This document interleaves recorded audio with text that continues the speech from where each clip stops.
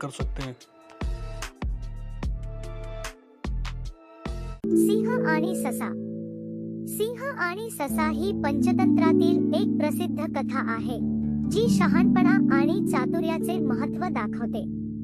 कथेची सुरुवात अशी होते की एका जंगलात एक बलवान सिंह राहत असतो, जो रोज जंगलातील प्राण्यांना मारून खात असतो। जंगलातील सर्व प्राणी खूप घाबरलेले असतात, म्हणून ते सर्व एकत्र येऊन सिंहाकडे विनंती करतात की त्याने रोज त्यांच्यावर हल्ला करू नये। त्याऐवजी ते रोज त्याला एक प्राणी खाण्यासाठी पाठवतील। सिंहाला ही कल्पना आवडते आणि तो मान्य करतो। दररोज एक प्राणी सिंहाच्या भोजनासाठी जातो, परंतु एके दिवशी ससा सिंहाच्या भोजनासाठी जायला तयार होतो। ससा खूप हुशार असतो आणि त्याने सिंहाला फसवण्याची योजना आखली असते।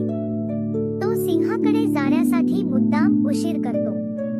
सिंह त्याला पाहून खूप रागावतो आणि विचारतो की त्याला इतका वेळ का लागला। ससा शांतपणे उत्तर देतो की दुसरा एक सिंह आहे, ज्याने त्याला अडवले आणि त्याच्याशी लढण्याचा प्रयत्न केला। ससा सिंहाला त्या दुसऱ्या सिंहाकडे घेऊन जातो आणि त्याला एका खोल विहिरीकडे घेऊन जातो। ससा सिंहाला सांगतो की दुसरा सिंह त्या विहिरीत आहे। सिंह रागाच्या भरात विहिरीत डोकावून पाहतो आणि त्याला त्याचे स्वतःचे प्रतिबिंब पाण्यात दिसते।